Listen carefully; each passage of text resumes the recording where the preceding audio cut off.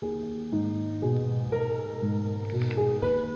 hosts feel it would be a little unkind to present this podcast without just a word of friendly warning. We are about to unfold the story of Frankenstein, a man of science who sought to create a man after his own image without reckoning upon God. It is one of the strangest tales ever told. It deals with the two great mysteries of creation, life and death. I think it will thrill you. It may shock you. It might even horrify you. So if any of you feel that you do not care to subject your nerves to such a strain, now's your chance to. Well, we've warned you.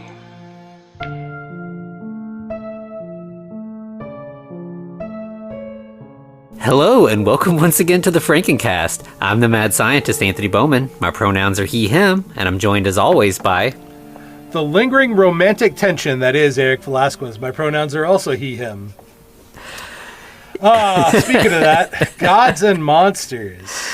Yeah. So I feel like, we waited a long time to get to this one, after doing all the classic Universal stuff, but it was really nice to kind of see some of the, the little moments. It's really mostly takes place way after, the events of, those movies being made and everything. But it was kind of nice, kind of seeing those little moments again. Kind of like you're going home again, right? Yeah. Especially near the end, I had forgotten exactly how this movie ended, but I was surprised how much it got to me. It's got a really, really powerful, sad and then hopeful and just really beautiful ending and everything. Yeah, but also there's a lot I have nothing against obviously the subject matter, which is mostly homosexual love. But man, if you imagine that this is an old guy with a young lady, it gets real uncomfortable real quick. Yeah. Yeah, and it is worth saying. So, this is a look at the later days in James Whale's life, but it is highly fictionalized. Based on a novel, and the novel is the same. There's a lot of research in there. There's a lot of accurate stuff, but the character Brendan Fraser is playing in this, Clay Boone, is not real at all. He is completely made up for this story. Right. Also, weird side note: have you researched all the just weird version or the instances of the name Clay Boone? No. There's a lot of characters, one in Jumper. I don't know, man. It's maybe this is a hidden universe where Clayton Boone has all kinds of powers. Interesting. I don't know. Yeah, there's a lot of instances of Clay Boone being a character. That's funny. Things. Not Brendan Fraser's rendition, just the name. Pops up in a lot of places. Huh. Yeah, that's cool. I wonder if there is something to that, where it originated and how Alan Smithy. Yeah. In this case, I feel like Clay Boone is kind of analogous to Fritz. Fritz was introduced into the Frankenstein story because Victor needed someone to talk to when, it was a stage play and then carrying on into the movies. Because if he's just a scientist by himself in a room, it's not really interesting for an audience. And here, Clay Boone is kind of a foil for James Whale to talk at. James Whale's experiencing a lot of. He's almost unstuck in time, Slaughterhouse-5 style, because he's he's experiencing his memories in a very vivid way due to a stroke, and Clay Boone is kind of the person he's recounting all of his memories to. Right. And who he also occasionally puts his uncomfortable interest into. Yeah. Well. Yeah. There's almost by the time we get to the end, there's the gay panic, predatory gay thing. There's almost gets into that, but there's kind of a reason for it, and it's sort of justified in the course of the story. But as we get to that, we'll dig into that a little deeper. Well, to be fair, it also seems like Clay's kind of leading him on as well. Mm-hmm. It's kind of mutual, and at a point, it's are they going to kiss? Yeah. By the end of it, there almost feels like Clay is like, I'm gonna do this. Like whether he wants it or wants to be kind to James. Yeah, there's this moment where it does seem like he's going to let something happen. Then poor Jimmy busts out the bondage gear and it goes south real quick. Yeah.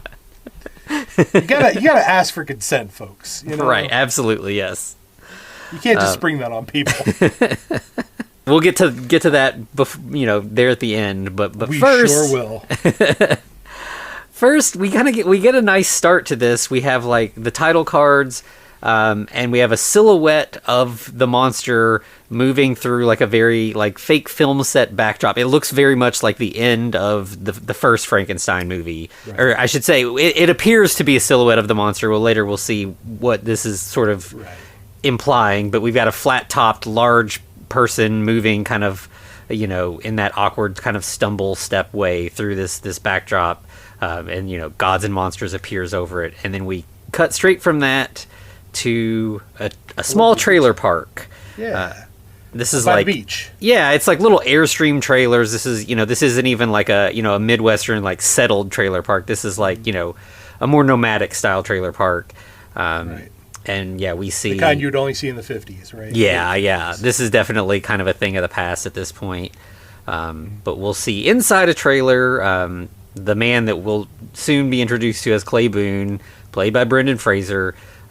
He gets up, gets dressed and shaves and everything, and then goes and gets in a truck that's like full of equipment. Right. Well, everything about this man screams like old style heterosexuality, right? Mm-hmm. You've got the dirty trailer, you got the beer bottles, you've got everything going on. He even punches a speed bag as he's walking out, right? Yeah. That's how manly this guy is, right? Yeah, it's very much like bachelor pad, like I'm, untethered, like just living my life on the road, full freedom, no woman to tie me down kind of situation. Right. Also, this is when we get Clive Barker as the executive producer. So this has got to be a passion project for both him and Ian McKellen. Yes. There's no way it's not, yeah. Yeah, I saw some stuff that apparently Ian McKellen like signed on to this early on, and basically that this wouldn't have gotten made without him. Like when they were going to producers for money, Ian McKellen was in the meetings like, yes, I'm playing James Whale, this is going to happen. And they were like, oh, okay. If Sir Ian's on board, here's the cash, it would not have happened without him. So that's pretty cool. And I didn't realize, I knew Clive Barker was like, he shows up in a lot of Frankenstein documentary stuff talking about things, but yeah, it makes sense that he would be a big supporter of this as well. Obviously, it goes back to the whole other thing, right? He identifies strongly with the monster. Yeah. Both Clive Barker and Ian McKellen being like prominently like out gay men in Hollywood now, of course, it's cool that they're like paying tribute back to some of the people breaking ground, allowing for them to be as open and free as they are now. Right. But also the interesting thing about the old Hollywood, you could pretty much get away with anything as long as it doesn't hit the papers. Mm-hmm. Yeah. But then after that, like the 50s, 60s, and 70s, all the way up through the 80s, we get the moral majority and everyone's kind of regressed. Yeah. Yeah. Whale just definitely lived at just the right time to have the freedom he did. And then, I mean, he kind of, he kind of like, there's many reasons why he left Hollywood, but I think the kind of change in perception about that definitely was part of it. Red and pink scare, I think. Mm-hmm. A little bit of all that together. Yeah. Yes. But yeah, so we see Clay Boone getting ready, and as you said, like, yeah, he's just this very like blue collar, just simple kind of down to earth guy. He's goes for a drive along, I believe the Pacific Coast Highway, looked like it to me. Right along the coast, and eventually arrives at this kind of beautiful, but modest house, not a huge mansion, but like a pretty decent, probably, especially now, $1 million home in California, but probably a few $100,000 then. Definitely millions now. Yeah.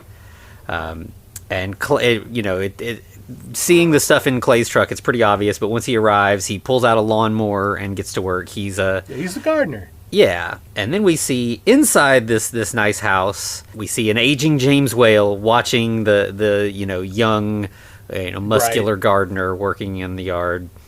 But we also get a Mr. David and the what would you call it? Not, I guess, maid. Yeah, kind of a housekeeper, maid kind of person. Hannah. But she always calls him master, which, that kind of throws back to the Fritz thing as well, right? Yeah, it's funny. She calls him master and also Mr. Jimmy, which is like, it's not Mr. Whale, it's like Jimmy. So it's very like she's comfortable very with him. To very informal. Yeah, exactly. Which fits this character, like the way that she kind of like she looks up to him, but also looks down on him at the same time. And he's a good man, but he's going to hell, I believe, is what she says. Yeah. When we get to she's an interesting character. And she's everyone's grandma. Yeah, absolutely, yes. Where it's just like, I love her, but she's kind of a racist, or like in this case, it's she's not racist, but she definitely. We has don't know that. We can't say that. True. Yeah, because I guess there's literally not a single non-white person in this movie. Yeah. So who could she possibly be racist against? Yeah. Strangely, in the novel version of this Hannah character is named Maria, and she is a Latina woman. And here she's like, I think Hungarian is like, I think there's a point where she speaks Hungarian briefly. And by the way, who's the writer? Brahms? Yeah, I think Christopher Brahms. Yeah. This novel pretty much, like the movie follows it almost word for word, other than the strange, maybe it was just that they cast a woman that they liked and they were like, well, she can't play Latina, so we'll make her Hungarian instead. But we don't know what was going on, especially at this time. Yeah, no telling, but that's strangely one of the the biggest changes between novel and movie. Yeah. Yeah, so as you said, we're introduced to Hannah and to Mr. David, James, Whale's ex-partner, who's still sort of in his life, as a friend. On again, off again partner. Yeah, they're kind of checking on Whale, asking about his health and his new meds and everything. And Whale's this is a pretty common set. Like, Whale's complaining about the meds. They make him feel foggy, but when he doesn't take them, he feels terrible. And, David's like, then take them. Take the pills, yeah. That's better. It's the better of the two options. And, Whale's like, yeah, I usually take them, but I wanted to be, cognizant for you. I didn't want to be foggy when you came to visit. Right, which, that seems like an exchange I've probably heard a couple estranged partners make, right? Mm-hmm. It's like, I still care about you, but you're kind of still in the self-destruct mode to a point. Yeah, absolutely. They kind of part ways, on okay terms, but David's like, with a kiss. Yeah. And then Whale goes to continue to watch Clay, and then has like the first of what will be many like flashes of memory. And these aren't like just a simple flashback or a dream sequence or whatever. This is like he is being sort of thrown back in time, like in a real visceral way, due to the stroke that he has recently experienced. Right. And the pinch strokes that he's kind of continuing to receive to a point. Mm-hmm. Yeah. So this first one will take him back to his childhood in like a small factory town. He just kind of sees, I think is it like he sees the smoke from the lawnmower that goes to like the smokestack in the factory. Reminds him the smoke of jolly old London. Mm-hmm. Yeah, so then he kind of like snaps back into the present, and Hannah's standing there, and he's like, "So tell me about this new yard man. I've not seen him around before. Yeah, tell me about this sexy young man." Yeah, and she's like, "Yeah, we hired him while you were in the hospital to take care of things." Yeah. And he's like, "Well, I'm going to go out and welcome him." So he welcome him. He walks up singing like some old timey hymn. Yeah. I'm like, that's a weird pickup line. Right, yeah. It's a weird maneuver, but okay. He notices his tattoo, Death Before Dishonor. Mm-hmm. Like, hey, you were a Marine, right? Yeah. Served in Korea? Yeah, and he's like, I was in the Marines for a while. Right. And Whale's like, well, if you, once you finish work, if you want to make use of the pool, feel free. And we're quite informal here. No need for a bathing suit. Wink, wink. Yeah, no need. Just hop in. Just strip naked, right? Yeah. That's kind of gross. Like, right. I mean, I don't know. It's definitely a gross thing to say to a person you're meeting for the first time when you don't know their proclivities or interests or anything. Yeah, like I'm trying to judge, would this be gross if it was an interaction between a heterosexual couple? Right? Yeah. It's like, yeah, that's still pretty awful. Yeah. Right. Yeah. All right. Yeah. And like, I think, and you see Boone kind of look at it like, that's kind of a weird thing to say, but whatever, Right. Hollywood, people are strange. He just goes back to his work. Meanwhile, Whale he's got like a little shed on the property that is his sort of art studio, and he starts drawing and Looking at old Rembrandts. yeah, and he again has another flashback to when he was a child, like, getting into drawing for the first time and sort of being like chided by his mother for, engaging in frivolous pursuits like drawing when there's important things to do as work. Right. We're poor. We got to work. You can't be having thoughts. Yeah, which That's bizarre. Still a thing, it's still like the arts are not, or it's a pursuit only for the leisure class. Working class people are not supposed to be interested in art. They have to, struggle to just pay bills and it's awful how little that has changed in all these years. Oh yeah, especially from the emerging noble class of America. But that's a whole different thing. Let me get off my high horse on that one. Right. Because I could talk about that all day. But anyway, yeah. So she's, he after that he kind of spruces himself up because he's got an interviewer coming. Yeah, and he's like, you can tell he's really nervous about it. He's like talking to Hannah, and he's like, so do you have the tea ready? Or the sandwiches ready? Is everything all prepared? And she's like, I've done this a few times. I'm good. Yeah, she's like, it's all ready. I'm so excited for you that you've got an interview. Yeah. And then he kind of tries to play it down. And he's like, nah, it's just, he's a college student. It's not a big deal. Like, He's clearly excited, though. Yeah. And in fact, then he like goes into like his like little like library study area and like pretends like he's reading. So he it's like one of those, Looks I casual. didn't see you there. Yeah. Yeah. Very smooth. Right. Yeah. So we're introduced to the student from the university, Mr. K. Is this supposed to be a real life person? Yeah. With him, I don't know if he's like based on anybody specific or just kind of like, but. Yeah, he's very excited. He's gonna be like a schoolgirl. He's awkward and obsessive. Like, he's really into Whale's horror films specifically, which will kind of become like a sticking point between the two of them. And he's also obviously gay as well. Yeah. It's stereotypically so. Yeah. And Whale seems like interested in that. Like, oh, okay, here's this is a young me basically, and like this could happen. Something could happen here. Yeah. So in fact, he's like, let's go down to the pool. We'll do our interview down by the pool. And of course, Hannah's like, "Come on, dude, really?" Right. Yeah, Hannah definitely like she's got a little like a judgy vibe to her, but it's like it's almost like a sweet concern for his health thing, but there's also like just an actual judgy side to it as well. Yeah. And so as soon as they get down there, Whale immediately gets into like talking about his childhood.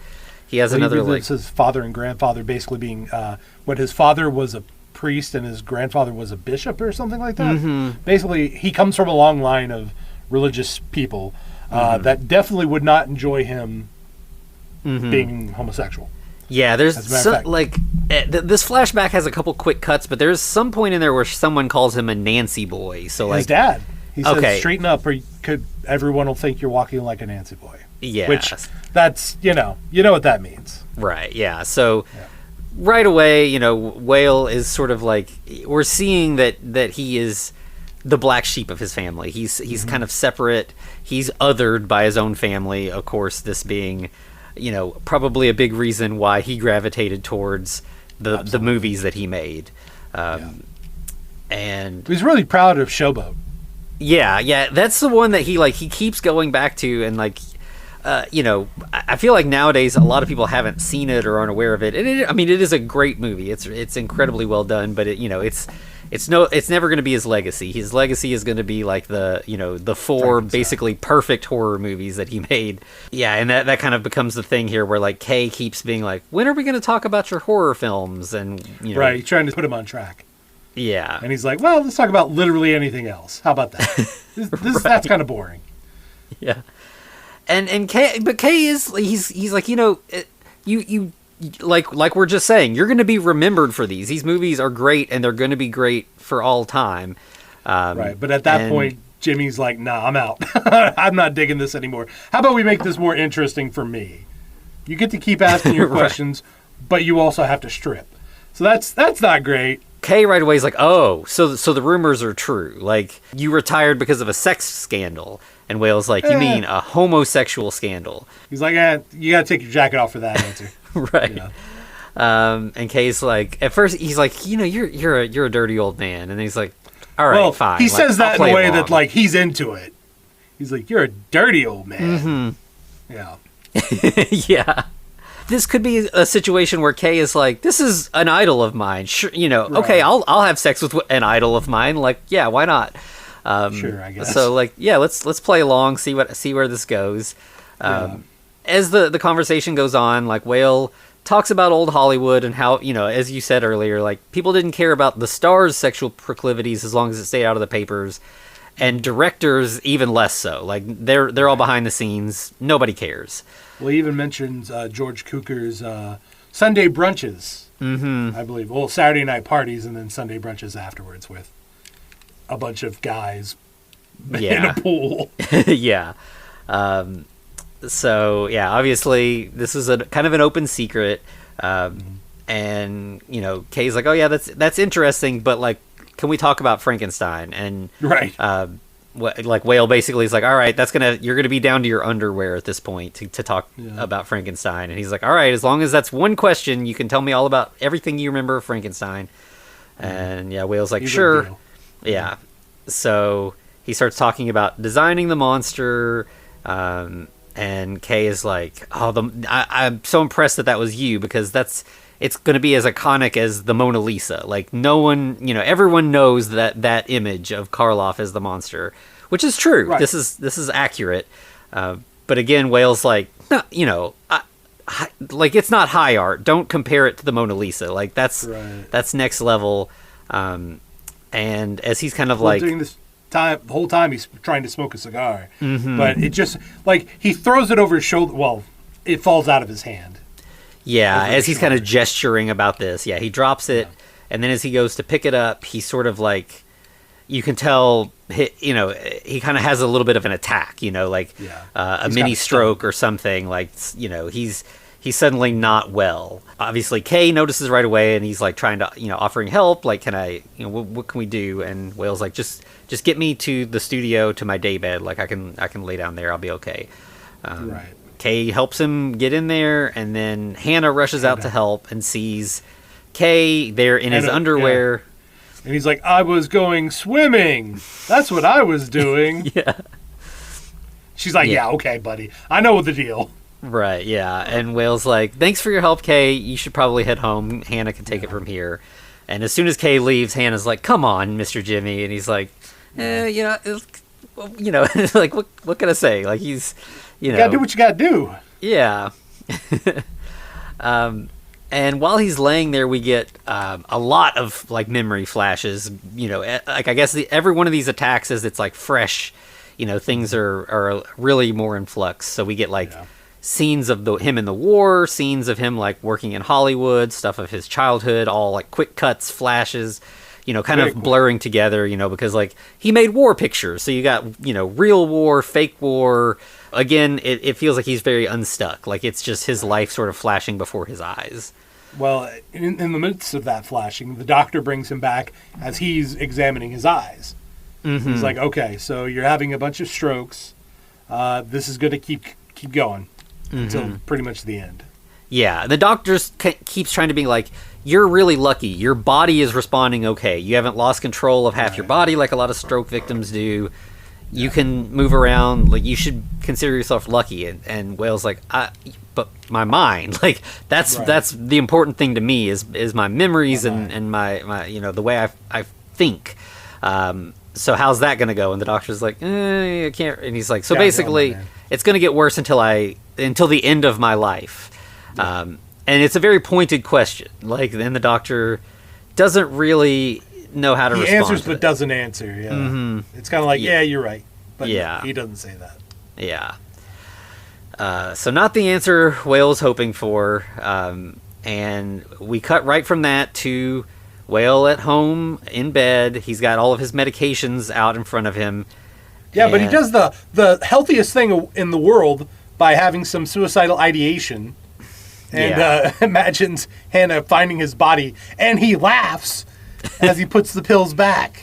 Yeah, like he's got the pills all lined up, like he's considering it, but and I think this is our first sort of like nod to the fact that like clearly James Whale survived by gallows humor. I mean, right. He that World War I will do that to you. Mm-hmm, absolutely. And that's how we got The Bride of Frankenstein. That's how we ended up with this movie that is a incredibly dark comedy about death and resurrection. And before that, all of the war movies that he made. I mean, that's the way you get by. And like, not to keep talking about Slaughterhouse-Five, but like that's that novel as well. Is you take the horrors of war and you juxtapose them with genre stuff and comedy, and that makes it palatable so that people can understand the darkness there. And so here obviously Whale is like, it would be hilarious but also terrible for Hannah to find my dead body, so I'm not gonna do this. That's why he kind of laughs. Like that's just the way that he gets by. Clay is working in the yard the next day, and Whale invites him in for tea. They sit in the art studio, and Clay's like, some of these paintings look familiar to me. Are you, like, famous or something? Right. He's like, yeah, maybe. Yeah, and Whale's like, well, I'm not famous for the paintings. You recognize these because I copied them. Like, right. They were famous when I painted them already. But yeah, I might have been known for a little, for making movies back in the day. Clay's like, oh yeah, what'd you make? And he's like, well, the only ones you'd probably care about are the Frankenstein movies. Frankenstein movies, yeah.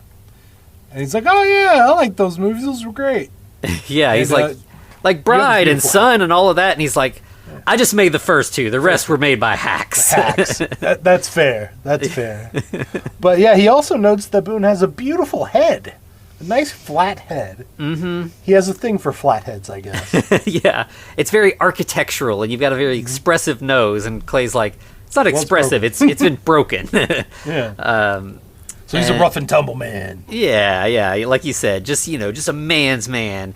And sure Whale's is. like, have you ever, has anyone ever sketched you? And Clay's like, what do you mean? Like, are you in my birthday suit? And he's like, no, just your head. Like, we'll get to that later. Right. But yeah, he's like, I just want to, I have no interest in your body, and I will pay you the same as if you were, doing work. And Clay's like, okay, sure, fine. I need the money, easy work, why not? The next scene is Clay leaving. We see this scene before he leaves. He looks at himself in like his truck's rearview mirror. And I feel like it's definitely a nod to, we've seen the Frankenstein monster over and over again through all the Frankenstein movies, seeing himself in the mirror for the first time and being like, oh no, I'm a monster. And here I think it's like Clay being like, oh, am I good looking? Like, do I have something interesting? I've never thought of myself as being interesting or, worth drawing. So it's like kind of a flip, like a reverse of all those other scenes. Yeah, the monster looking in the mirror and be like, damn, I look good. Yeah. But then I think the next thing we see is Clay at the library doing a bunch of research, trying to learn about James Whale and being like, oh yeah, this is the guy. He wasn't lying. Like, this is real. Mm-hmm. He's like looking through like microfiche or something and sees like articles about James Whale. And then we just go to like the next day when they're, he's sitting, or he's going to sit for the first time for Whale. Yeah, he goes into to the kitchen and has like, hey, whatever you do, don't hurt him. don't hurt his emotions. Yeah, and she's very protective of him in like, but also, again, very judgy. Like, she's like, I'm staying out of this. Here's the refreshments. You can take them out there. I don't want any part of it. And Clay's like, no, I'm not the servant here. That's your job. You're going to carry him out there. I'm just here to have my picture drawn. That's a little pretentious on his part too, though. Right, yeah. And she's like, are you a good man? And he's like, yes. I think so. Why are you asking me this?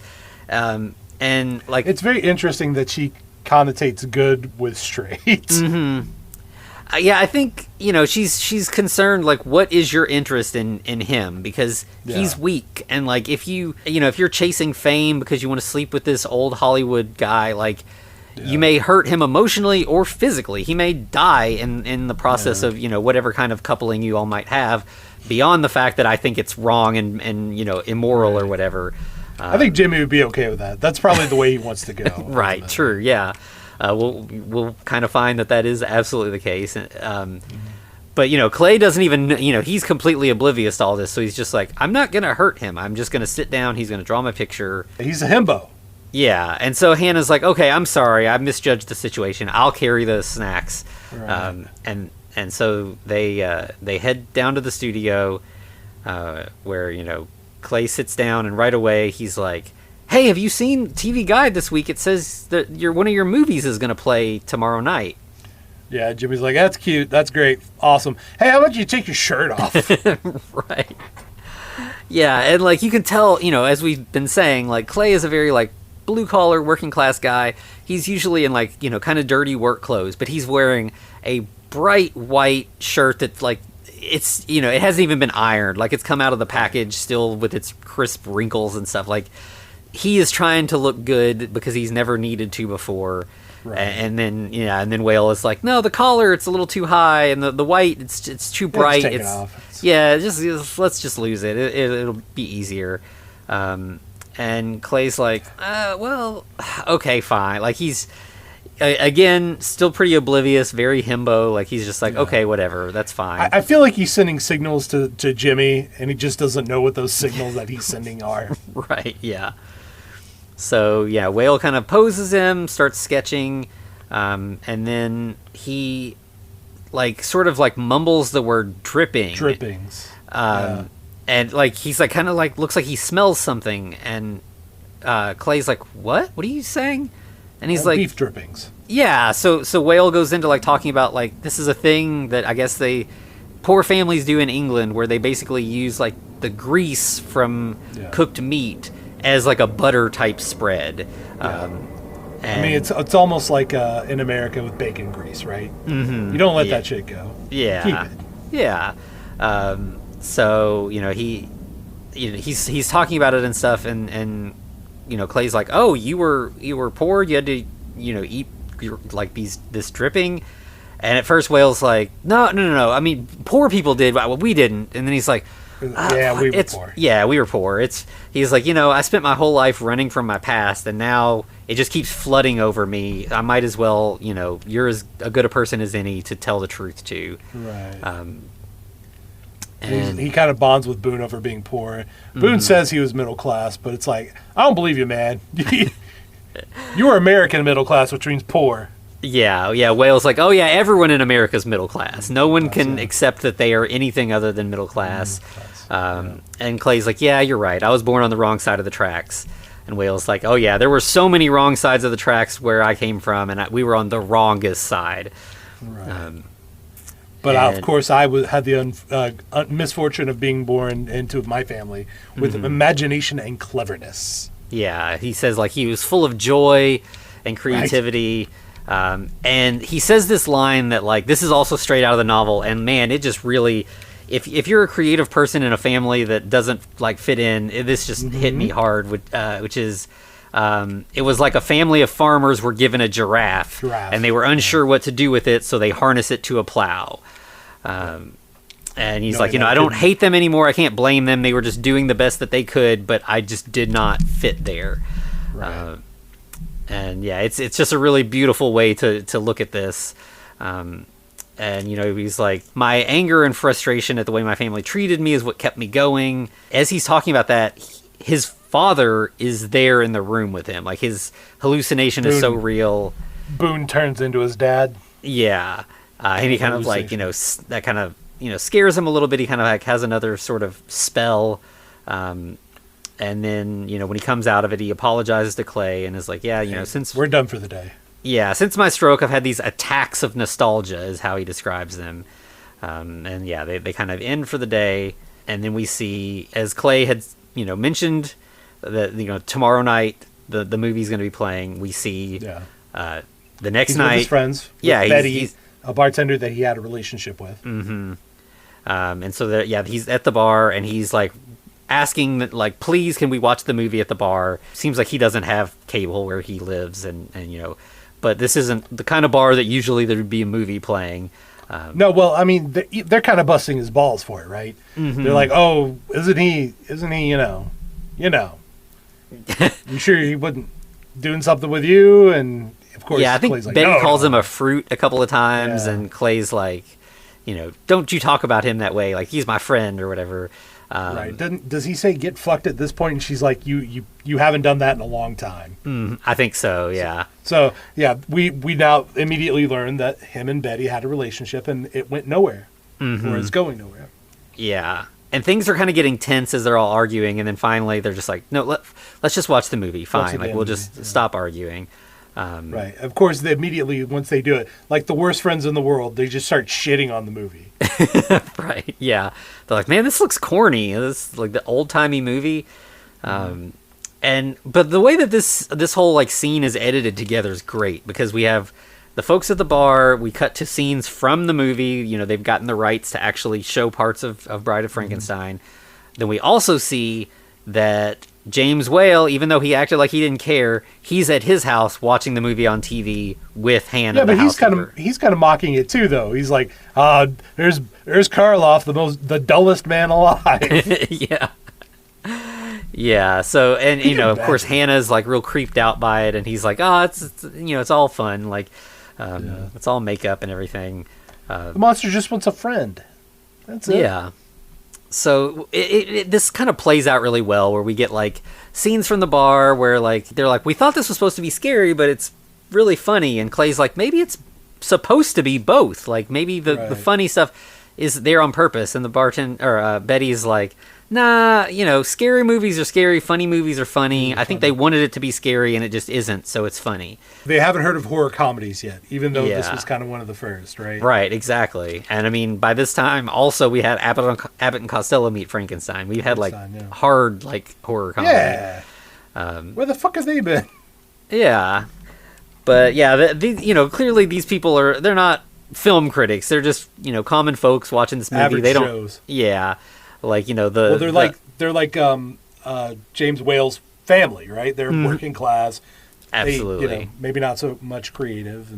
And I feel like Clay would be like this if he hadn't like sort of had a glimpse into James Whale's world a little bit.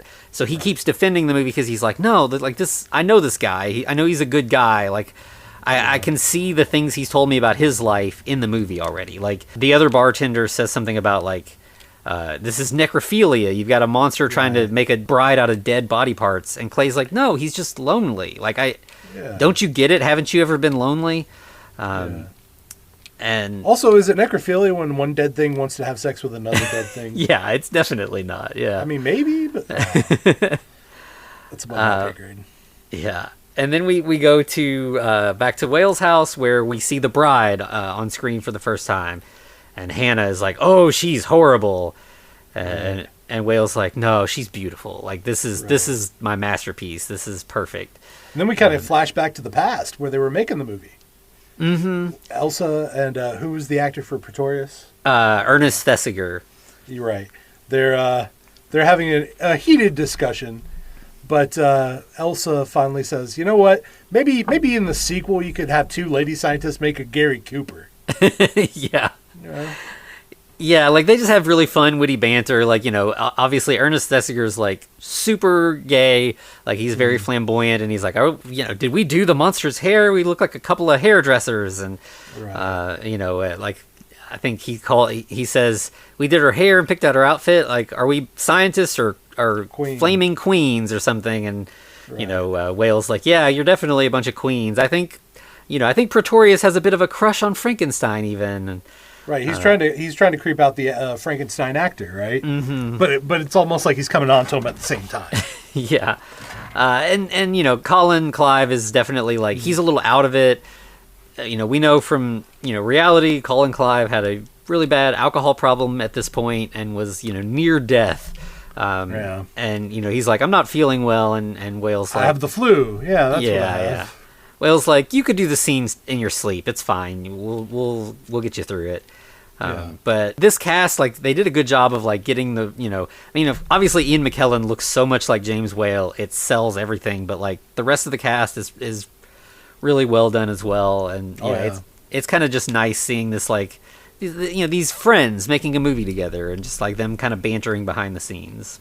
Yeah. We go back to Whale in the present, and, like, he's smiling. Like, this is he's been thrown into all these kind of bad memories, but, like, this is a good one. Like, he's glad to have gotten to kind of relive that. Yeah. And then meanwhile, back at the bar, the movie has ended there as well, and, Clay asks Betty if she wants to go for a walk, and she agrees. A walk and talk. Yeah. But, like, he just keeps talking to her about James Whale, and she's like, it sounds like you're more interested in him than me. Which, that kind of sets off some alarms, right? It's like, oh, well, there you go. Yeah, and in fact, he's like, that's different. He's a man. Right, yeah. Yeah, what's different about that, Boone, buddy? Where you going with that? Yeah. Where's your line? Yeah, exactly. Yeah, women are for sleeping with, men are for conversation. Like this. Man, that's there's definitely some closeted behavior in that for sure. Mm-hmm. Yeah, absolutely. But so he at this point, Betty's like, yeah, buddy. I mean, or he tries to be like, hey, when are we gonna do something? Mm-hmm. And Betty's like, well, buddy, you're not husband material for sure. You're probably not boyfriend material. As a matter of fact, she says you're just a boy. Mm-hmm. Yeah, like apparently she saw him like trying to pick up another girl recently, and she was like, it gave me a lot of perspective. I need to start looking at settling down, and you're not the guy for that. Yeah. So he's like, oh, so you don't want to fuck? And she's like, is that why you talking to me? Is that the only reason you would talk to me? And he's like, yeah, of course. Man, that's a healthy mentality, right? Mm-hmm. Yeah, just women are for the sex. The most toxic kind of masculinity. It also kind of I feel like the heterosexual, I'm putting air quotes around that, guys at the time are using that like a shield, right? Mm-hmm. Like really, these guys are probably either gay or bi, and they're like, oh, I have the sex. Right. That means I am the straight. Mm-hmm. Yeah. And I think in this case, I think he's more mad about her sort of like denigrating him and like, saying that he's a boy and like that, he's friends with a homo or whatever. Yeah. I don't think it's that he wants to have sex with her so much as that like he wants to seem like someone who's worth having sex with. Like, right. So he's kind of mad that she's sort of, talk down to him or whatever, and right. Well, she cuts him off by saying, "You're just the loser. From now on, you're just the loser on the other side of the bar." Mm-hmm. Rough. Yeah. So at this point, like they've walked to her car. She gets into the car and just kind of like speeds off as he's like yelling at her. Yeah. From there, we cut back to Whale's home where he is asleep, and he's having a dream. Yeah. At first, we get like little clips of dialogue from The Bride of Frankenstein, and then we go into a black and white scene. We've got like all of the science gear from the movies, the Ken Strickfaden stuff. Then we see James Whale laying on the slab. He's the monster, and then we see the doctor. Yeah, here comes Henry Frankenstein, as played by Clay Boone. Right. Yeah. Well, so this has a lot of symbolism. At least I think so. We've get this image of Clay taking out Whale's bad brain, like a blackened husk of a brain, and putting in a fresh, pink, brand new brain. Mm-hmm. So it's kind of like maybe Whale's like, okay, this guy can fix me. Yeah, right? Yeah. This is the thing I need to sort of like rejuvenate myself and get back to my youth and everything. Right.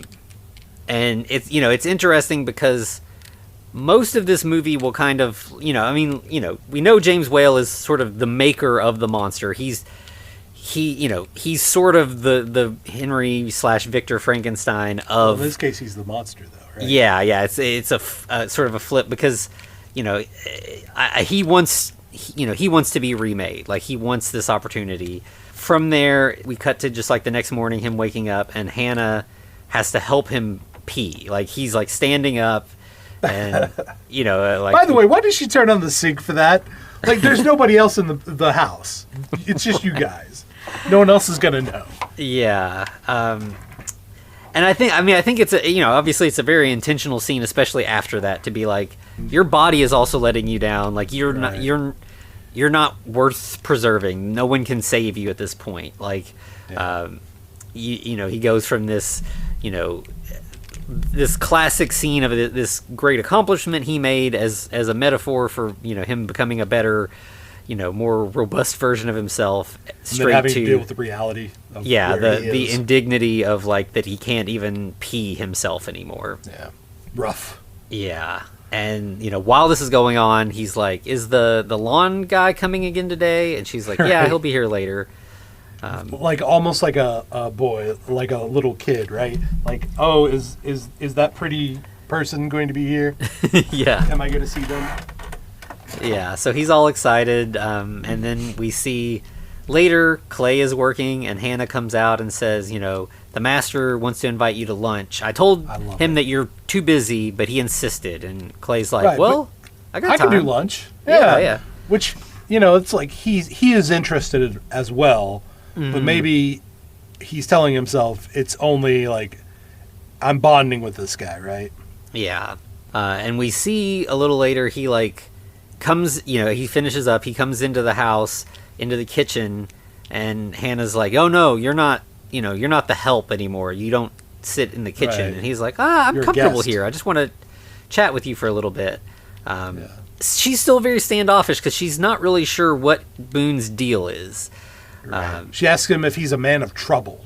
Mm-hmm. And she's very like kind of closed off, but like trying to get information from him, like she asks him about like if he's married, and he's like, no, I'm free or whatever. And she's like, unmarried she's man. Like, oh, I know what this guy's deal is now. Yeah. She says, unmarried men have nothing, you should settle down, and that's the way that to live a happy life. And he's like, oh, are you married? And she says, yeah. And he's like, oh, what's your husband do? And she's like, nothing, he's dead. He's dead. And he's like, then you're just as single as me then. And she's like, no. I have a kids, family. Yeah. I built my life, and that's what you should do as well. Yep. And she's still kind of prying, like, what's your intentions with Mr. Jimmy? Right. Poor Mr. Jimmy. He's going to suffer in hell.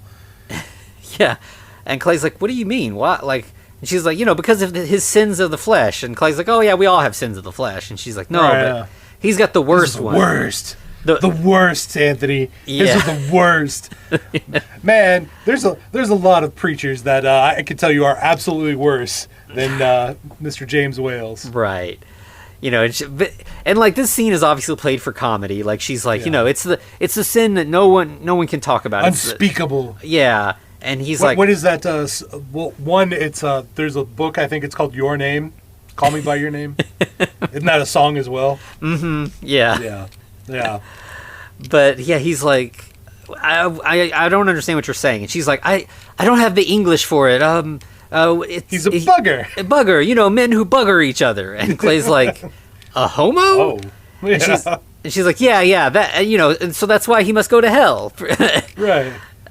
Yeah, that's why he must go to hell, right? Yeah, and okay. Clay's like, he's a what? And she's like, wait, you didn't know? So you haven't done anything with him?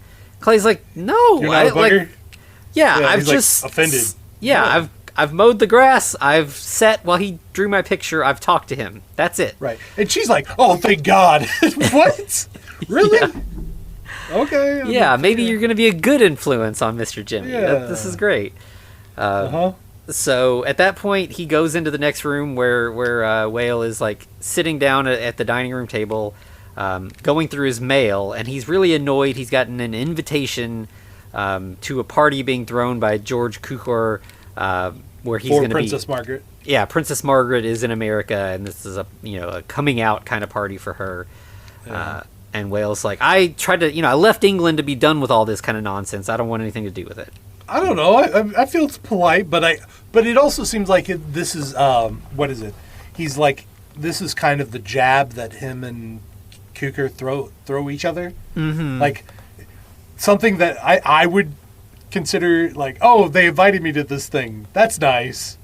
And he's like, no, that bitch. Yeah, it's an insult. Like, Yeah. yeah. He just kind of sets that to the side. He's like, I'm not going to that. Meanwhile, Clay is like, I watched your movie with some friends, and Whale's like, oh, Yeah. Did anybody Did they laugh? Yeah. And And- he's like, he's offended on James Whale's behalf. He's like, Mhm. no, were they supposed to? Yeah. Well, of course they did laugh, but like he's like, no, of course they would never have laughed. Right. No. And Pity. It's a yeah, pity. yeah. People are so earnest these days. And Whale's like, yeah. I mean, it's supposed to be funny. It's a film about death. I had to make it, funny for myself. But the trick So I is, was interested. not to give it away so that people who aren't in on the joke can see it straightforward. It's supposed to kind of ride that line. Kind of if you know, and can laugh about it. Yeah. But the monster is never part of the joke. He's noble and misunderstood. That's his purpose in the film. Makes sense to me. Yeah. And then kind of just out of nowhere, Whale's like, did you kill anybody in Korea? So I learned, this is just a note to everyone. If you have a friend that served in any kind of action, don't ask them this question. Right, yeah. Because that will immediately shut down anything. Mm-hmm. Any conversation, dead. Right there. Yeah. And that's kind of like, Clay's like, I don't want to talk about that. And he's like, it's fine, isn't it? It's noble to kill, while serving your country. Right. And Clay's like, any jerk can kill someone with a gun. Like, it's not anything to brag about or be proud of. This is interesting because Whale does say, I bet you could kill somebody with your bare hands, though. Mm-hmm. You got big, strong hands. Yeah, and Clay's like, yeah, I'm sure I could. Yeah, it's, but... Well, you have the opportunity, is yeah. what he says. Yeah, and he just, again, kind of like, doesn't really want to talk about it. And Whale's like, can you sit for me again today? And Clay's like, no, I got work to do, and then I've got, stuff to do after that. Because he knows he's gay. Yeah, he's a little weirded out by like wanting to be in that space with him again. Whale kind of keeps pushing, like, you don't have to finish with the yard work here. We can just do that instead, and I'll pay you extra and all this. He's pushing him, being very pushy at this case. Yeah, and Clay's like, nah, I'm not in the mood to sit still. I want to work. Whale kind of like backs off from that, but they do kind of, they're sitting there having cigars, sort of like, settling down after eating. He asks Clay if he's ever been married. Clay asks him if he has.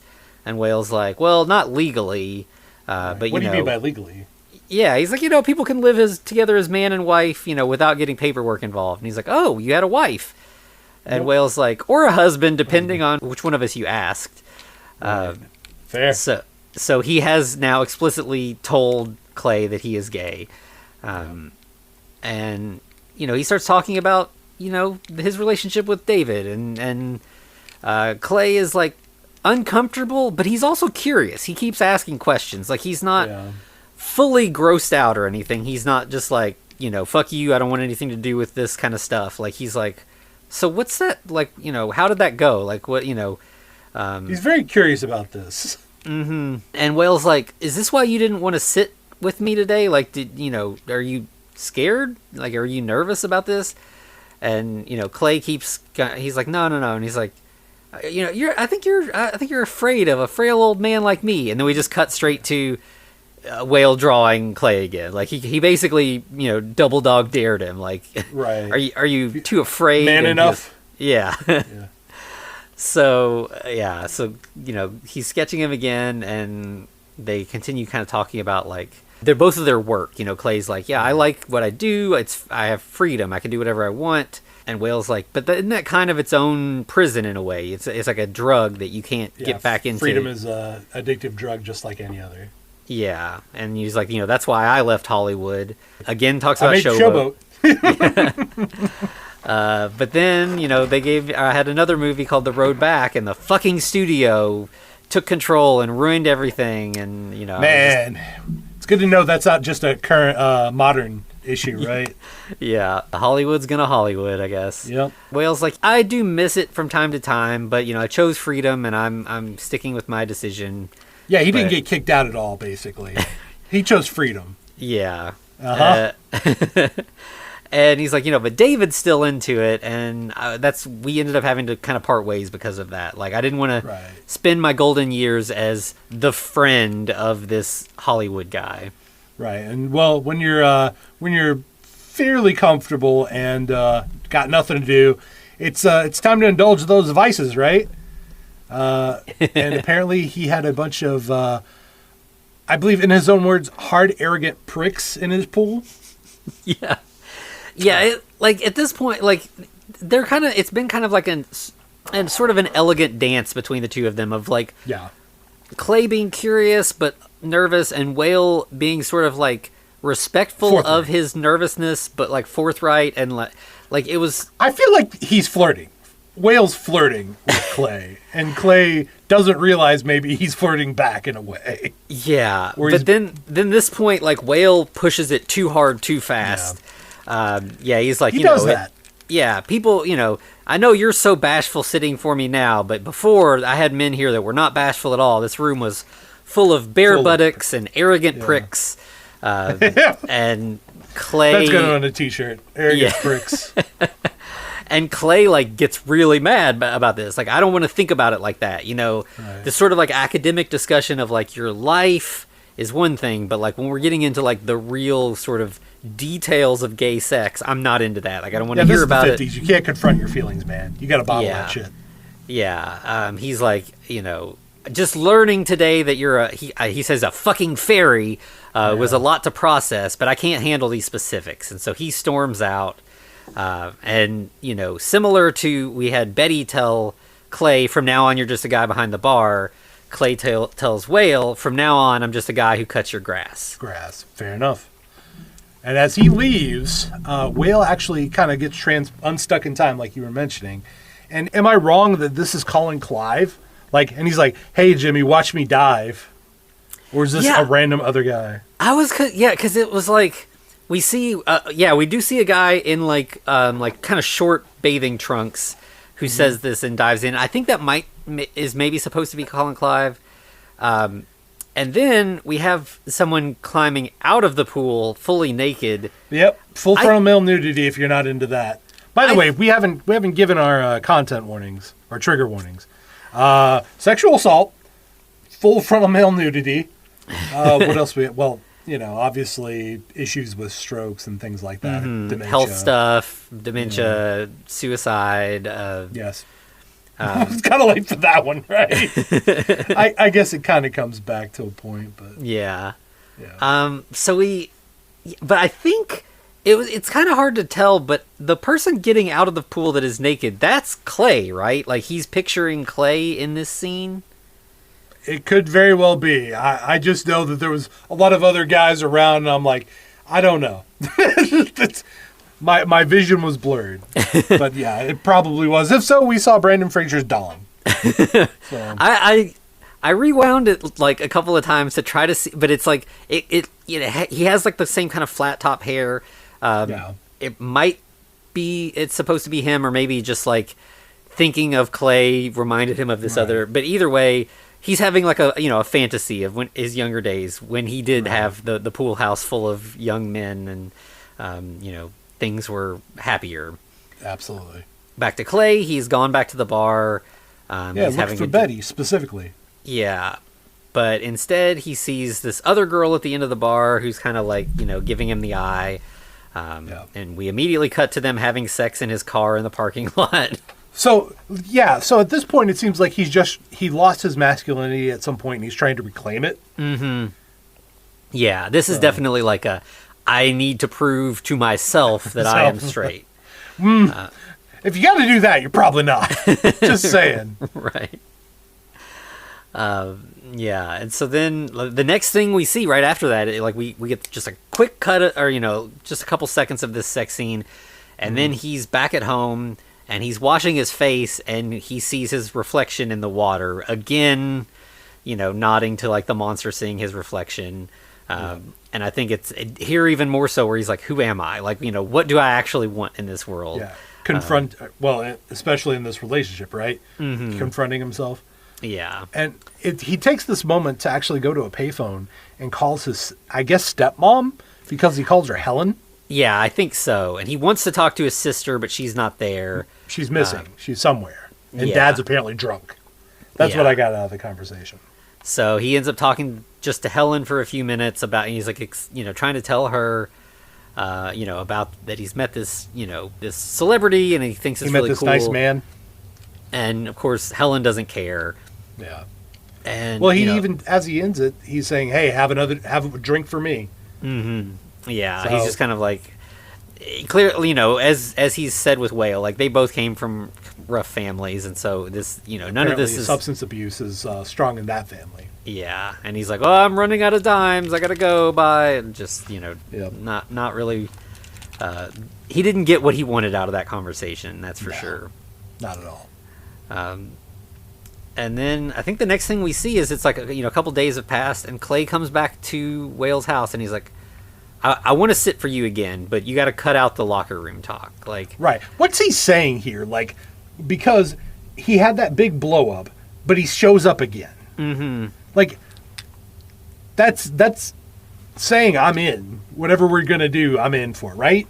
Am I wrong in that? Yeah, I mean, it seems like he's still not, like, he's like, I want to be your friend. I think you're cool. I like talking to you. I'm interested in your stories. Yeah. But, I haven't figured out that sexuality stuff yet. And you talking about it is making me uncomfortable. Right. Well, James is like, so what did cause you to overcome your fear of me? Mm-hmm.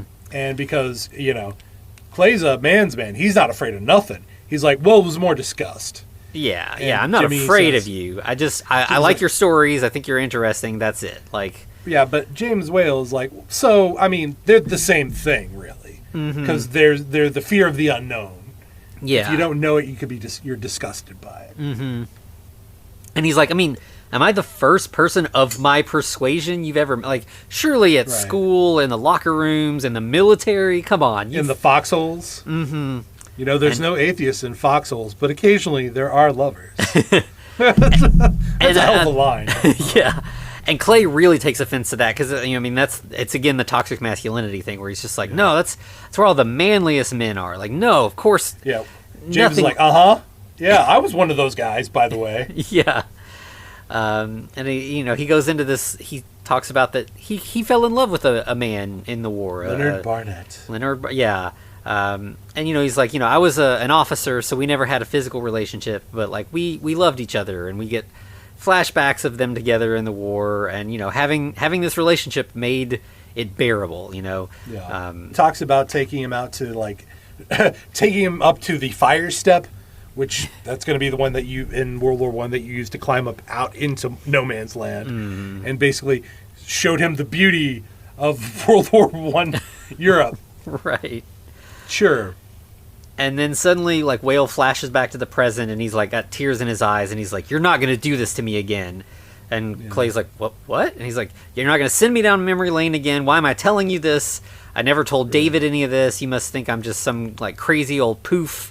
What is it that you want from me? Why do you keep coming here and bothering me? Like, I think this was a painful memory because it was a good memory that ends with something bad that we don't have yet, Right. Well, and this is when Whale gets really close to Clay, and it's like, are they gonna kiss? Because it looks like they're both turning their heads for a kiss. Mm-hmm. But then, like, we see like Whale kind of looks foggy again and kind of confused, and he's just like, just go, get out of here. And now Clay's mad, and he's like, what do you want from me? Like, first you were doing all this, talking all this homo shit, now you're trying to tell me war stories, and now you're mad at me. I don't understand. And suddenly, like, that kind of calms Whale down, and he's like, all I want is just a glass of water. I'm sorry. Like, I didn't mean to blow up at you. This was a bad idea. We shouldn't do this anymore. Yeah, you shouldn't sit for me anymore. Okay, so that's in. However, he's like, but what I do want you to do is I want you to come with me to Princess Margaret's reception. Yeah. As my date. What? Yeah. And Clay's he doesn't outright say it. Yeah, he's just like, yeah, just come with me. It'll be fun. Like, you shouldn't have to... all of our interactions don't have to be, like, monetarily based. Like, I will... Right. Like, let's just, like, do something fun. Like a date. And he's like, do you mind if I call you Clayton? Which, Right. That's That's familiar. Yeah, I think it's similar to the Mr. Jimmy thing, where it's like, I'm gonna, I've been calling you Mr. Boone, and I'm gonna be more informal, but your name, everyone calls you Clay, but I'm gonna call you Clayton. So it's like the more formal version of the informal. Right. And Clay's like, okay, sure, I'll go with you to the party. That sounds like fun. Right. But of course, Jimmy is looking through his old stuff to get spruced up. And he finds a fucking old World War I gas mask. Mm-hmm. Which, that'll come back, surprisingly. Yeah. And when he sees it, he again kind of has like some little flashbacks of war scenes. And he gets interrupted from that sort of distraction by Hannah, who's like, my daughter just called. I'm going to do something with my family. Yeah, they're coming over. Yeah, and Whale's like, that's fine. I've got the party with Clay anyway. And at that point, I think Clay pulls up to pick Whale up, and they get in Whale's car instead of Clay's rundown pickup truck. Whale has like a fancy convertible. Right. And of course, he's like, do you want to put the top down? And Clay's like, hell yeah. And he's like, yeah, me too. So they put it down and drive to the party. And like when they get there, of course, it's this very, fancy, big to-do Hollywood party. Yeah, Clay looks way out of... He's not supposed to be here. Because he's wearing like normal like sweater and pants. And everyone else is dressed up in suits and, all kinds of fancy clothes. Yeah.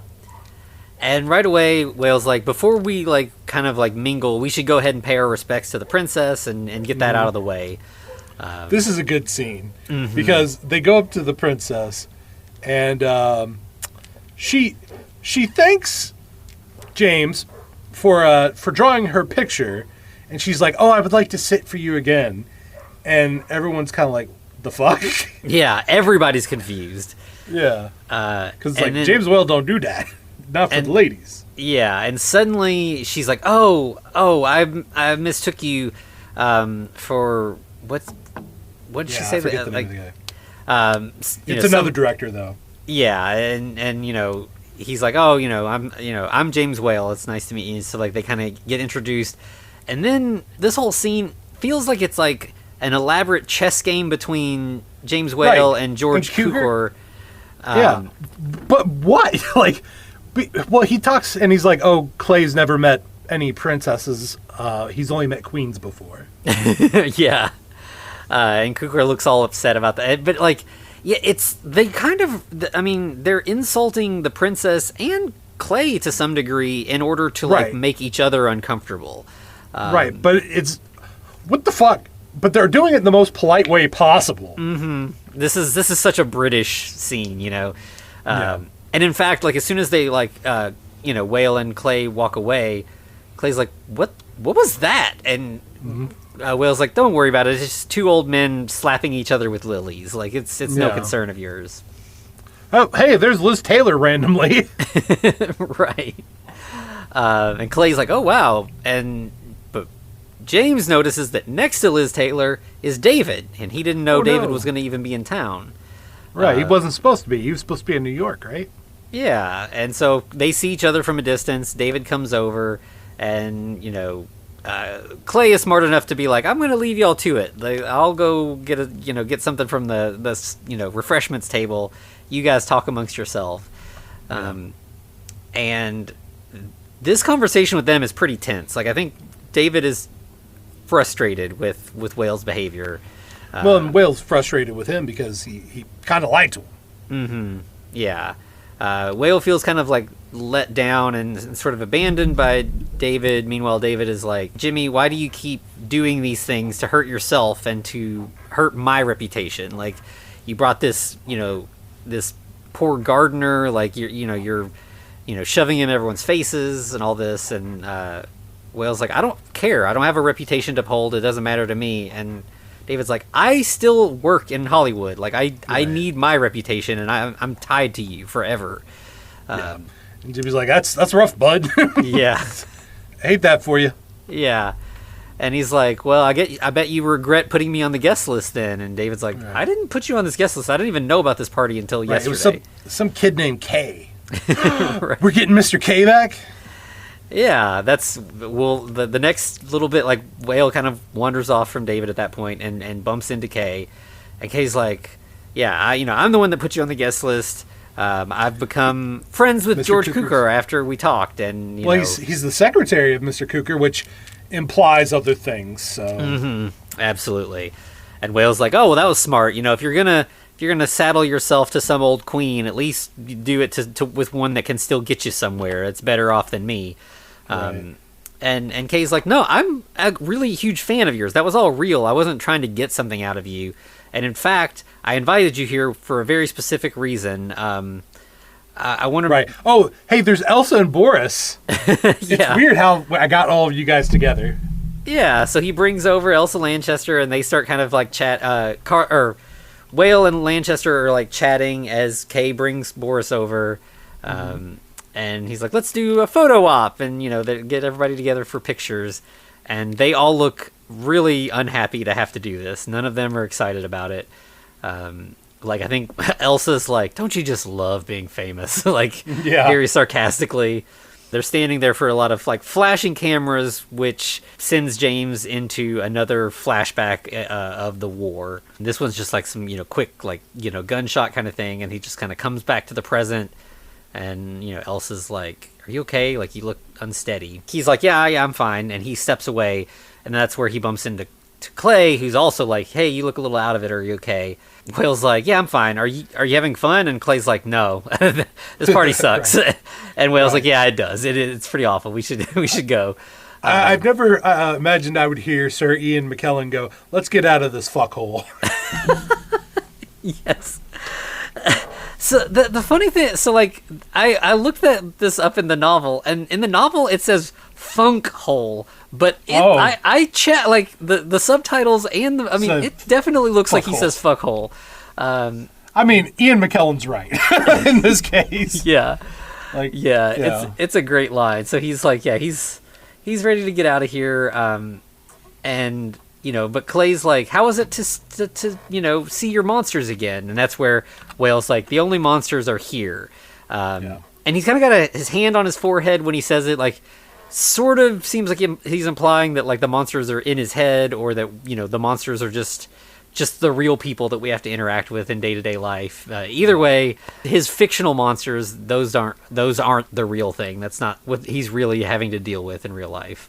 So at that point, like, it starts pouring down rain, and James and Clay rush to the car and get home, like, soaking wet because, obviously, convertible. When they get there, it's, like, late, but Hannah is still gone. She's still out visiting her daughter or whatever. Right, they're soaked to the bone. Yeah. So, Whale invites Clay in, like, maybe, we'll get you out of these wet clothes. Yeah, get out of those wet clothes, buddy. Right. Ah, okay. But Clay's also like, oh, yeah, I don't want to leave you here by yourself. You're used to having your housekeeper taking care of things, and, I'll stick around until she gets here. Whale goes to change into clean clothes. He's, like, talking to a memory... of Leonard. Of Leonard, the soldier. Meanwhile, Clay's walking around the house trying to find clothes big enough for him. Right, he's like, hey, James, I thought you were going to bring me some clothes, man. Yeah, and that kind of snaps him out of it, and he's like, what can we, like, you're just so large, you wouldn't want to get into my pants. Yeah. And Clay's like, definitely not, and they just kind of both laugh at it, like, that wasn't an uncomfortable, come on. Right. So it seems like whether Clay, it seems like he still hasn't quite figured out where he lands on this, but he seems comfortable with the fact that James is gay. Like, he's, whether he is or not, or whether Clay is or not, he's okay with the fact that James is, and that James can make these kind of jokes, and that he's not going to be, like, upset. He's not going to fly into a rage about them. Right. And they ultimately, like, I think James has, like, a big pajama shirt, but he can't find any pants, so... makes a crack about getting him a kilt. Yeah, he's just wearing a towel as a kilt, and that's the best he can do.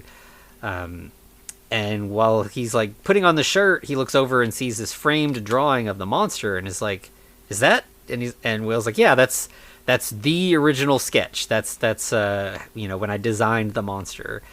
And Clay's pretty impressed by that. Like, it's pretty cool. You've just still got that here. And they sit down and they're chatting, and again, Whale is like, so did you in Korea, like, did you kill any people? Like, do you believe in mercy killing? And right, that's a weird question. Yeah, and Clay's like, no, and he's like, I was never in Korea. I was a Marine, but I never made it out of basic.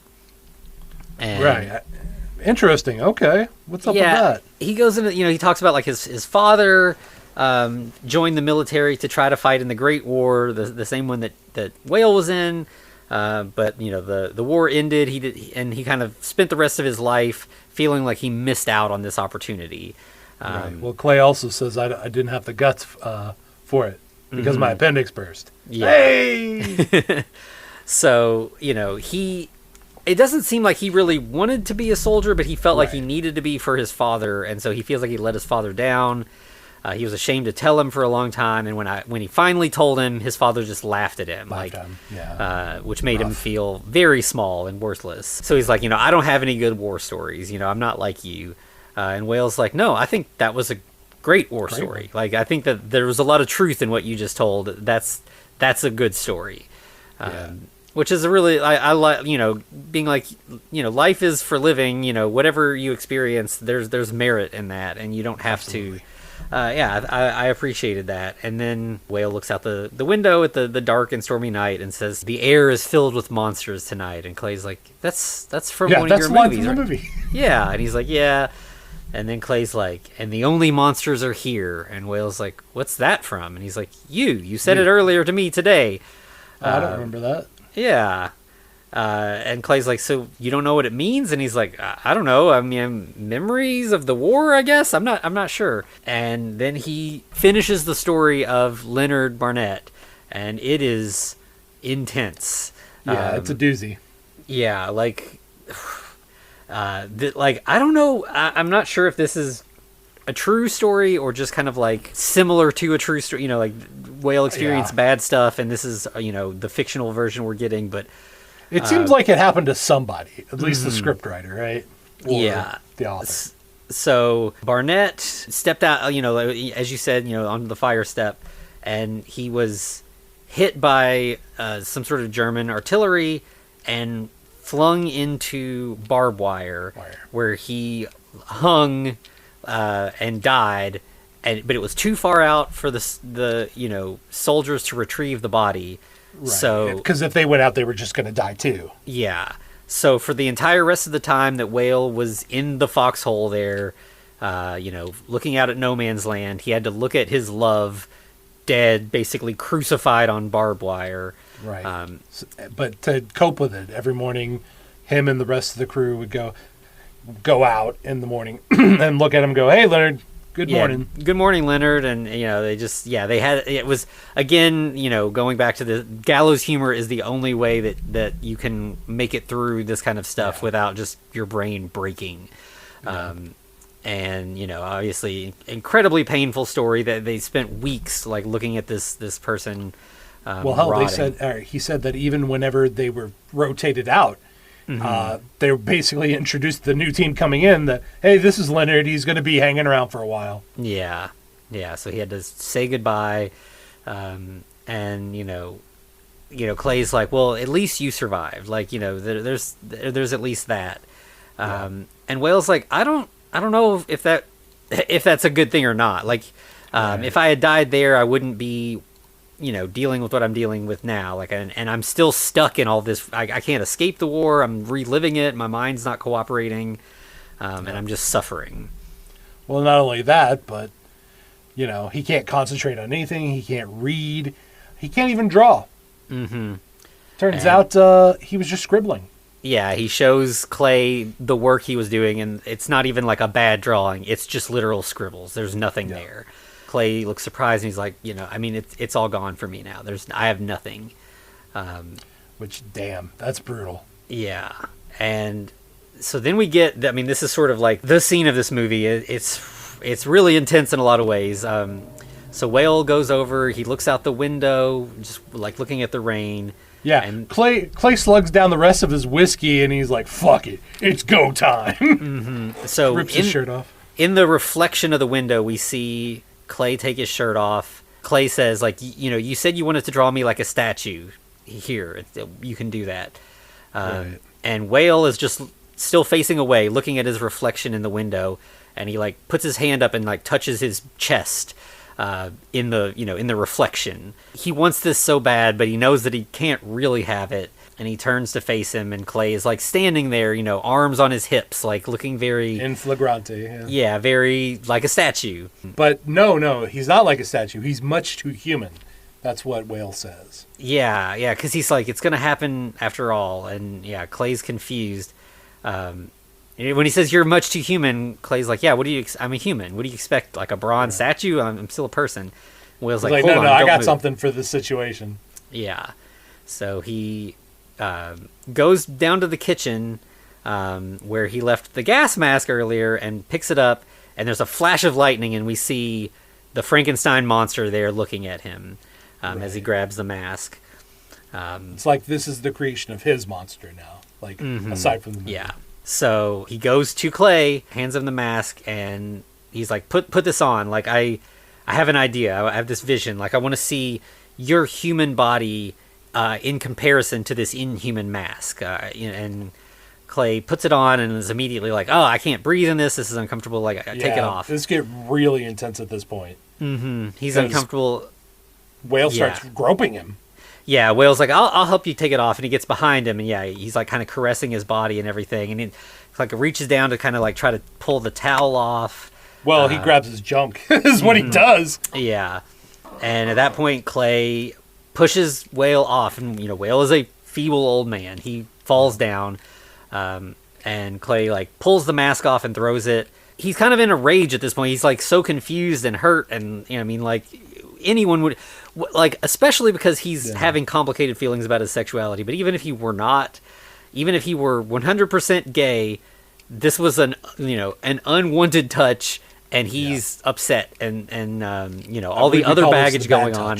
Yeah, so he punches Whale, and a couple times. Yeah, and he you can see on his face that he's like betrayed. Like, I was trying to be your friend. I was trying to do this kind thing for you. Right, and this is but what Whale's you've done. goading him on. He's like, I didn't feel fucking a thing. You hit like a bitch. Yeah, and he's like, what are your friends going to think when they know that a gay guy touched your dick? Like, basically, like, you can't undo that. Like, you're tainted by this now. You can't have me untouch your dick. Yeah, and Clay suddenly like, wait, what is happening? This is, and he says, he's got what his do you hands want? around Whale's throat. He's going to choke him to death. Yeah, and Whale's like, fuck yeah, this is it. Yeah, Whale just outright says, I want you to kill me. I'm losing my mind, but I can't die. But if you kill me, it will be bearable. You can be my second monster. This can be my final masterpiece, is orchestrating my own death. But this breaks Clay. As you can imagine. Like, he is a big, strong man who effectively was controlled by this old, feeble guy. And he doesn't know how to control that. So he's reduced to tears. Yeah, I mean, he's like weeping, and he yells, I am not your monster. And he's just like huddled on the ground crying, and Whale stands up and like, is looking down at this man that he is undone with his, selfish wants here. He apologizes. He's like, I'm sorry. Like, will you ever forgive me for this? No, I suppose you won't. Like, of course you won't. Why would you? Right. And he's like, I'm going to go to bed. I'm sorry. And he just like walks out. Clay kind of like looks up and sees that Whale's left the room, and he's still crying. But he's like, wait, I'm here to help him. And so he follows him to the next room, and Whale is trying to get in bed, and he can't even unbutton his own shirt. Like, his hands are shaking and everything. And so we get this kind of sweet, tender moment where Clay helps him undress to go to bed, and kind of tucks him in. And Whale's like, Clay, when you get my age, when you're dying, I hope that your brain is the last organ to fizzle. Yeah. Which, that's kind of dark, but also understandable. Yeah. And Clay, kind of just tries to comfort him. He's like, you'll feel better tomorrow. Good night. And he He leaves the room, and then we get this black and white shot. It's similar to the title card, a silhouette where we see the monster, but now he's walking hand in hand with James Whale. And as they get closer to the camera, there's like a flash of lightning, and we see it's not the monster, it's Clay. And he's holding hands with Whale. And not only is it the two of them hand in hand, but they're not on the mountainside from the Frankenstein film. They are on a battlefield. Right. And they go to a trench. And it's full of just dead bodies, just kind of scattered about. Including one Mr. Leonard Barnett. Yeah. And so Whale lets go of Clay's hand, climbs down in the trench, and just lays down next to Barnett and goes to sleep. Yeah. And the next thing we see is Clay waking up on the couch with the phone ringing in the background.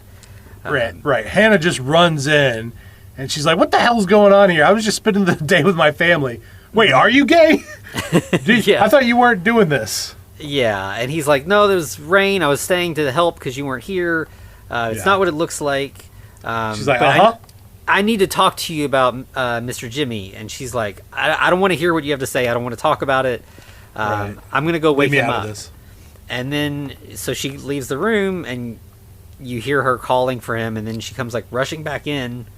Or she's calling for Whale, and meanwhile, Clay finds an envelope sitting next to him, and he opens it, and inside is a note. We don't get to see the note at first, but we see that on the back of the note is that original sketch of the monster. Yeah.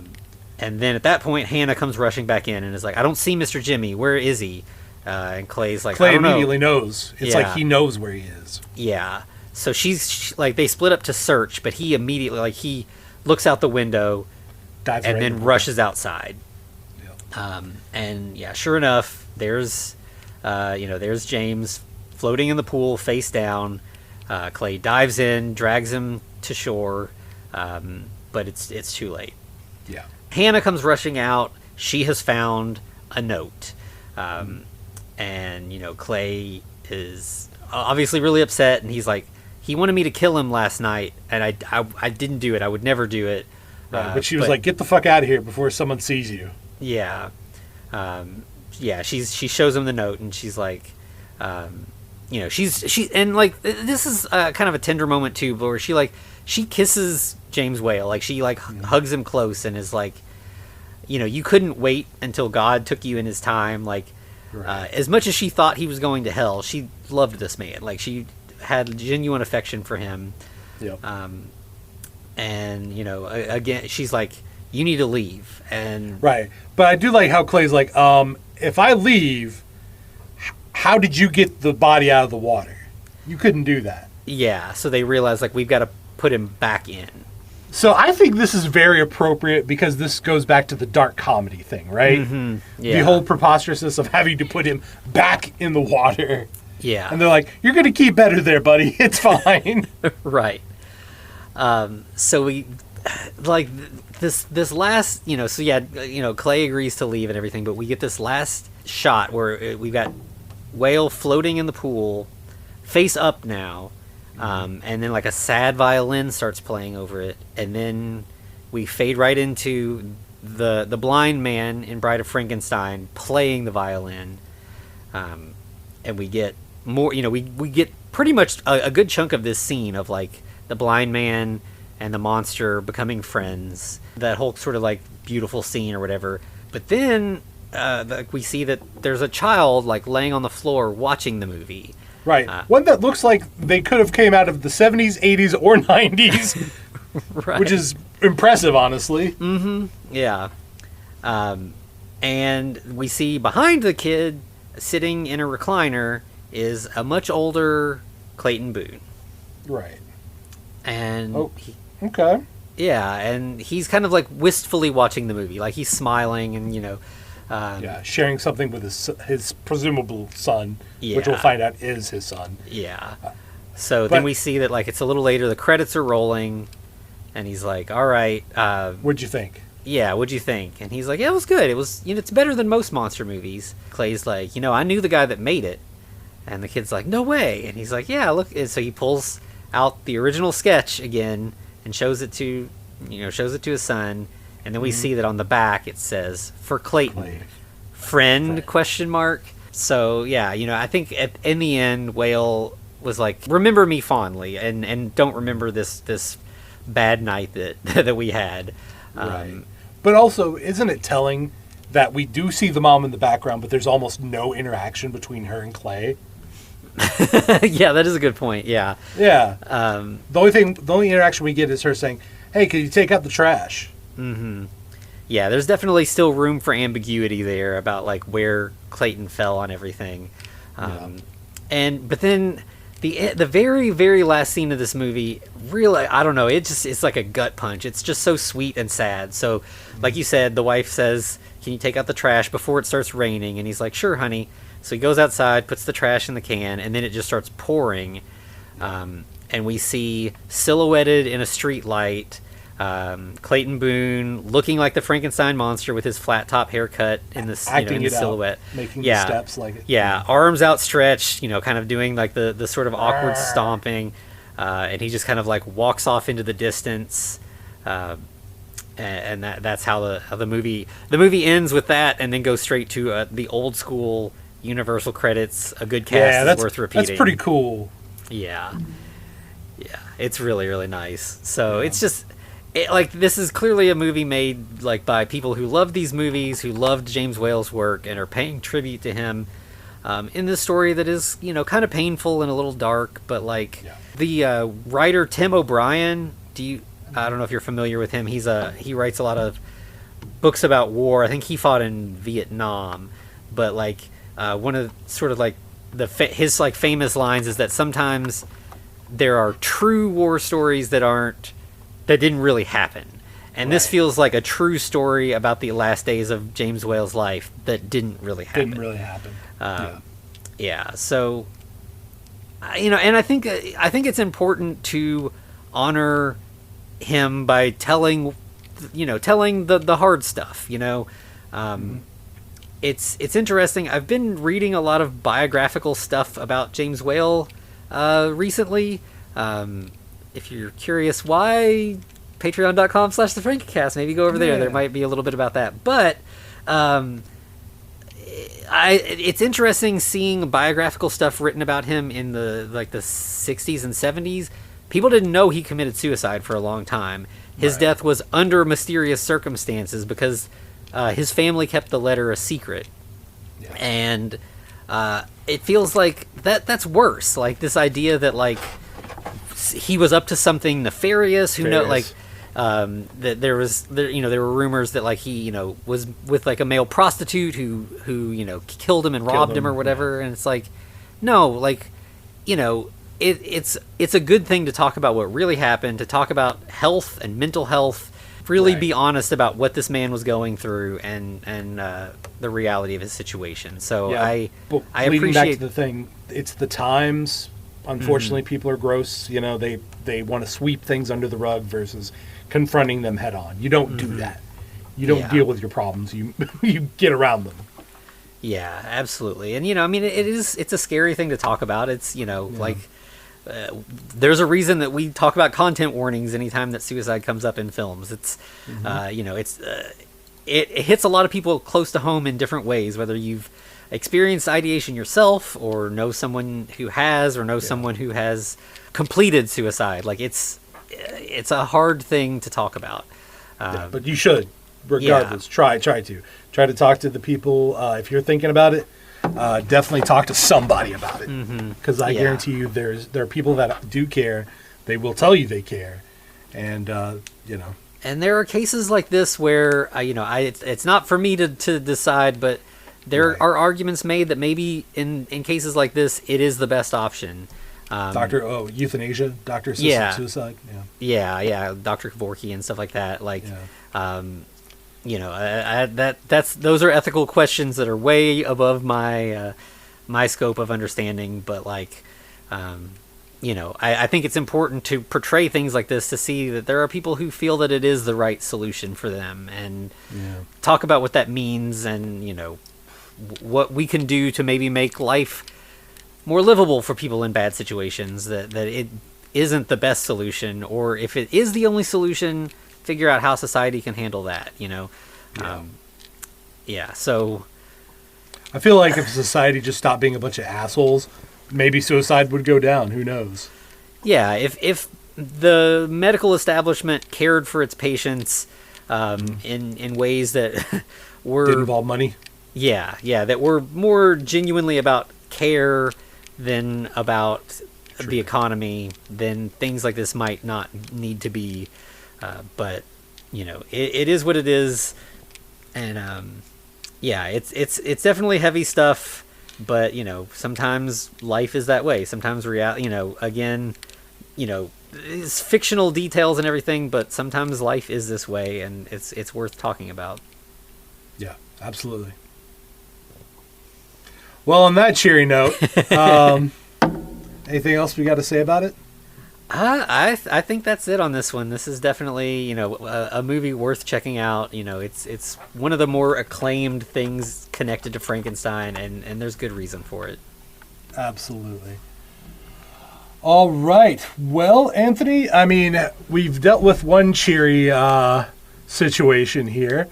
So maybe next week we could go something, you know, maybe a little brighter and more springy. Maybe something about May? Yeah, this is I don't know if pretty it's really... hard. Yeah, this is a hard left turn for us. But I like the movie May.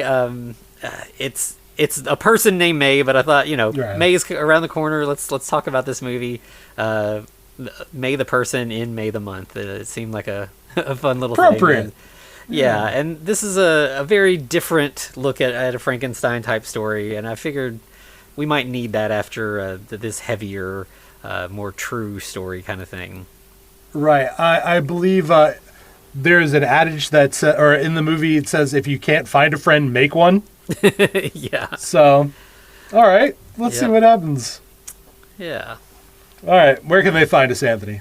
So you can find us on all the socials at the Frankencast.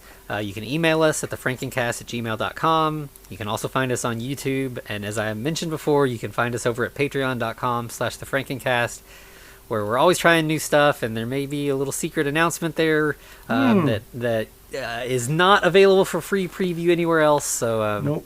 You know, if you're interested in that kind of thing, maybe check it out. We'd love to have you. Absolutely.